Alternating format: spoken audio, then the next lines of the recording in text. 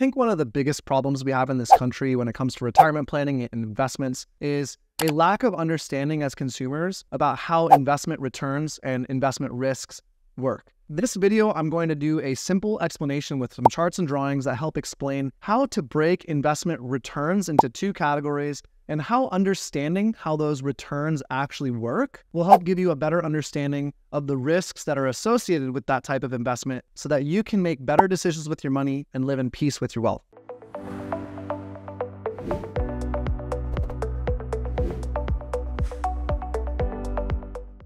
So welcome back to the channel. My name is once again Eric Amzalog. I am the owner and head financial planner at Peak Financial Planning. We are fee-only fiduciary financial planners and wealth managers. And my objective with this and all videos that I make is to help educate you on some of what I believe are the undereducated, underexplained subjects in financial planning and retirement planning so that you can make better decisions with your money and ultimately live at peace with your wealth. We're just going to get right into this. What I'm trying to do with this video is there are certain things that you as a consumer, someone who's planning for your own retirement and own personal wealth, know intuitively. And what I'd like to do is give words to those things and then help explain them in a clearer fashion, because my belief is that there are a lot of complexities around money management and wealth in general and investing that are ignored or intentionally obfuscated or made, like pushed aside because they add friction to the investing framework, which means that consumers like you are less likely to move money or make investment decisions if you understood how the risks really work or the complexities. And honestly, big finance and Wall Street would rather you move your money in a simpler way because they make fees off of that and would rather consumers be uneducated and ignorant. Now, that's my cynical view. We'll get right into the topic though, so I don't wax poetic on that. Broadly speaking, understanding how returns work will help you understand how risk is associated with your portfolio. Now, there's two ways that investments in brokerage format make money, but broadly speaking, this also works for business or real estate. Either you make income or you have a change in value. If you're making income through something, what you're doing is you have either interest payments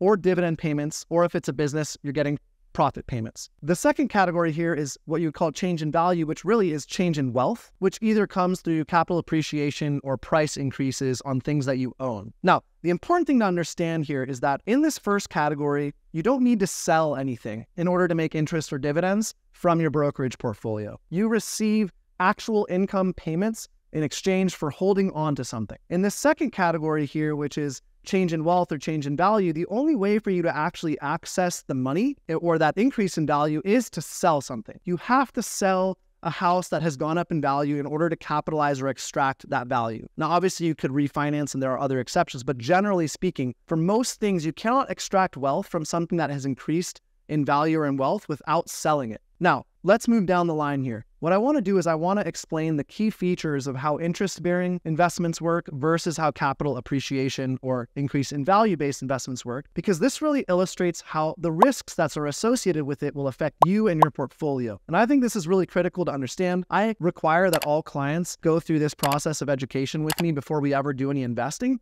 partly because I think it allows them to make more educated decisions around their own money rather than frictionless, easy money movements into things that they don't understand, or I intentionally obfuscate the facts and then therefore they don't really have a key understanding of the risks. So we don't operate that way at my firm. Now, how does interest rate or interest-bearing investments work? Well, there's four key elements here. The first is that you have a principal floor. What that means is if you invest $10,000 into an interest-bearing investment, you have a $10,000 principal floor below which your investment can never go below that value. Think the easiest way to illustrate this is a bank account or a high yield savings account. If you put 10 grand into a bank, that 10 grand can never turn into $9,300 because of some change in value to your money. It just doesn't work like that. The only way it can go below that amount is if you withdraw or take money out. But there's no market force that will change your 10 grand into $9,000. That's called a principal floor. The second thing you get is what's called a guaranteed return of capital. So in addition to never having it be able to go below that amount, you also know that at any point you can go take that money back. It's your money. And that's how a bank account or a high yield savings account works. And the third element here is you get what's called compound interest. Now, compound interest is thrown around like it exists everywhere when in fact it doesn't. Compound interest requires that if you get interest on this income, that you leave that interest in the account for it to accumulate and accumulate. And over time, if you keep accumulating that interest, you will see what looks like an exponential growth rate over time, that there's some kind of critical point at which the growth starts becoming steeper sloped and faster. But the only way for that to work is if you leave the interest in the account over the long term and don't take distributions out of it. Otherwise, you are eating away or chipping away at the compounding. And then the fourth key element of an interest-bearing investment is that you are not in control of the rate of return. In exchange for these levels of security,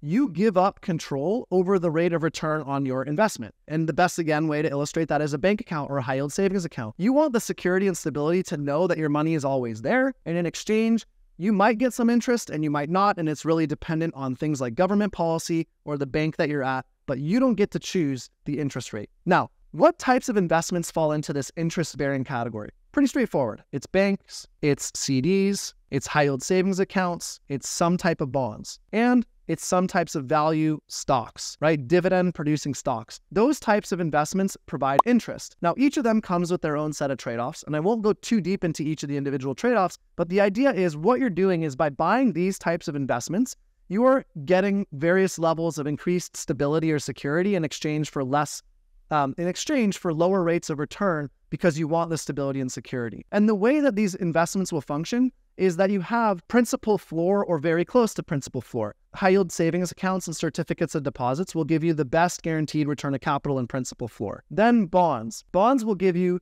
a principal floor and return of capital, but the trade-off you make for a bond is that you have to leave the money in the bond until it expires and you get that return of capital. But in exchange, you don't see much price fluctuation to that. And you know at the end of your term for that bond, you always get your money back. When it comes to value stocks, what you're doing is you're buying a slightly more risky investment that might fluctuate in price, but it has much smaller fluctuation in price than other types of stocks or even longer duration bonds. And in exchange, you get a dividend payment or an interest payment because the company knows that they're not going to reward you by huge increases or via huge increases in their company's stock value. So these are the types of things that function in the interest rate category. And again, the key points are here on the screen. Let's move to the second category here, which is capital appreciation or change in wealth type of investments. There are four key characteristics of capital appreciable investments. The first is the only way to make profit from these is to buy low and sell high. The idea is you have to buy something that's worth $10,000 and then you have to hope that the price goes up to $12,000 and then you have to sell it here in order to extract the new value there. That's your profit. That is the mechanism, right? You don't get interest payments. There's no guaranteed income and there's no income. You have to sell something to get access to your wealth.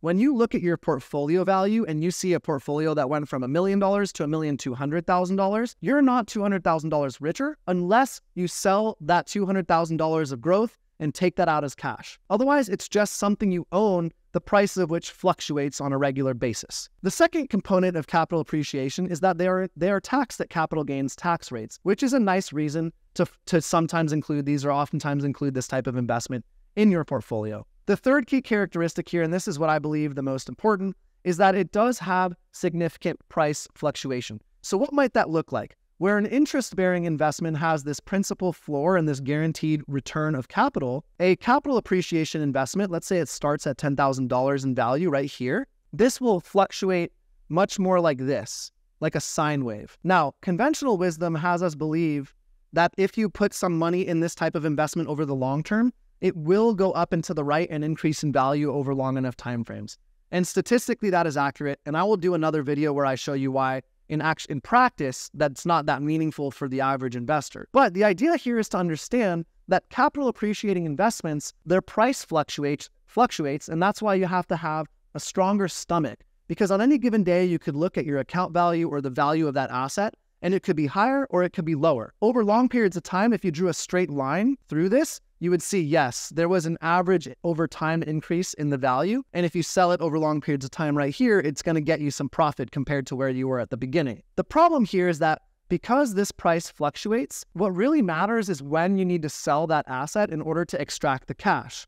If you are close to retirement, and this is one of those reasons why the conventional wisdom is to reduce risk in a portfolio as you near retirement, because as you near retirement, you could have a portfolio valued at $1 million and the next day it could be worth $993,000 or even $800,000. You know, things change and things happen. That portfolio is going to fluctuate in value. If you're very stock heavy, specifically high interest rate sensitivity investment heavy, then you're going to have significant price fluctuation in that portfolio. Now you can watch another video I've done up here. This was last week's video that talks about how to understand interest rate sensitivity as the better metric for gauging risk and return in your portfolio rather than using what I consider to be scammy asset allocation models. That video will be popped up over here. But the takeaway here is that with capital appreciating investments, you have significant price fluctuation, and therefore the timing of when you buy and when you sell really matters. So you have to be really skilled at it, or you have to have really long periods of time. Even then, the timing really matters. Now, the fourth part here is also really critical to explain, which is that price appreciating investments do not compound. And the reason they don't compound is because there's no interest and guaranteed principal floor, right? So the only way for something to compound is if you have a certain amount of money in there and it stays the same forever, and then you get guaranteed interest, and it kind of lifts and lifts and lifts over time. That doesn't exist in capital appreciating investments. Because the investment could go down tomorrow, it could restore all its value the next day, but it could go down tomorrow and then restore its value the next day. This does not function as an interest-bearing investment, and therefore it cannot compound. That simply is not physically possible. It's not within the laws of finance or physics. This is really important to explain because a lot of people will talk about the idea of putting money in the stock market or the S&P 500, and if you leave money in there long enough, it will compound over time, and the answer is that is actually factually incorrect. There's no such thing as compounding unless it's an income-bearing investment and you leave the income in the investment or reinvest that income into the investment over time. That's the only way it can compound. I'm really passionate about explaining this concept. And the reason is because I believe that there are a lot of malincentives that face consumers and convince consumers to make bad decisions with their money. And I think that a misunderstanding or an intentional lack of educating consumers just like you about how interest rate or how investment rates of return and investment risks are really